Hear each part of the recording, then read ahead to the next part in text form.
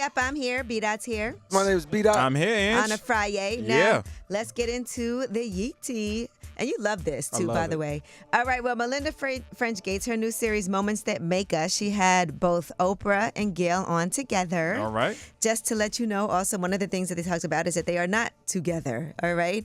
Here's what Oprah and Gayle had to say about those lesbian rumors.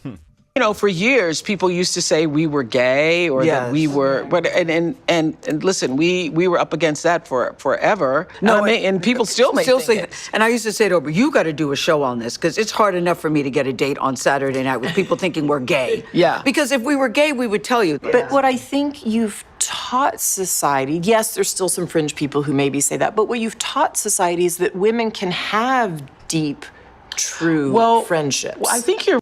Wow. Yeah, and she talked about when she was leaving Baltimore, she was about to turn 30, and everybody told her she was walking into a landmine by moving to Chicago, and Gayle was the only person who said, I think you can do it. It's weird because it's like you could be friends with a person without being, of the same sex without having anything involved. Yeah, I have plenty of friends. And definitely people have been like, oh, she must be a lesbian.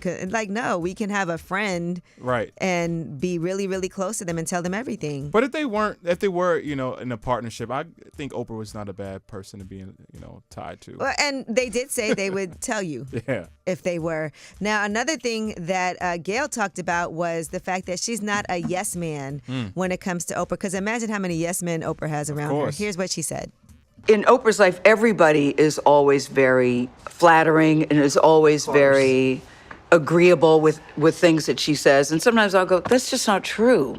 People often say that things. Your hair does not look good. It looks like the color's wrong. Yeah, it looks like, Yeah. We both have done that. Yeah, we both have done that. Yeah. Oprah doesn't have a yes man. She has a Stedman, and that's good enough. Oh, stop it. Okay. You don't think Stedman tells her when her hair doesn't look good? Nah, man. You kidding me? All right, and speaking of husbands, Phaedra's ex-husband Apollo got arrested again after his second wife called the police on him and accused him of physically abusing her. Sheesh. Now, according to the police report, because, by the way, Apollo is remarried. I know you know all about this. We discussed this. They got married last year. She said after they returned home from a night out with friends, they got into a heated argument about cheating on each other.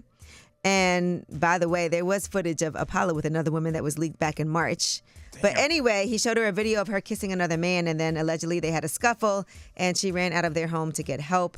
And so that's what happened. You can't be a recidivist abuser, man. That's not cool.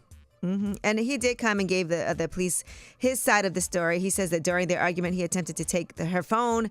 And when he did so, she curled up on the floor and he grabbed her phone from him. That's when she ran outside.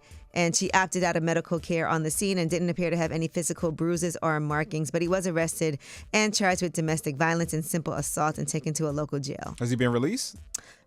Yes. Okay. Yes. So she's saying that things have only gotten better since the altercation and they've gotten closer.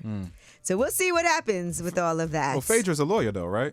Yes, she is. Think she was his lawyer? Yeah, No, she That's was her not caller his right lawyer. now. But the two of them actually, I don't think they have a terrible relationship. Phaedra's married to medicine, and he's gone on there to support her. So clearly they've both moved on. When we come back, we have About Last Night, and I had a time last night. I told you guys I was at this Fibroid Fighters event. Yes. We'll talk about that. But then I also went to the comedy club in Brooklyn. All in one night? I did a lot yesterday. And Mano came out too. Was he performing? No, Tony Rock was the headliner, and he was really hilarious. Okay. So everybody was cracking up. Shout out to Ray DeJean and 275 Park, the comedy club in Brooklyn that he owns. It was a packed house. We'll talk about it. It's way up.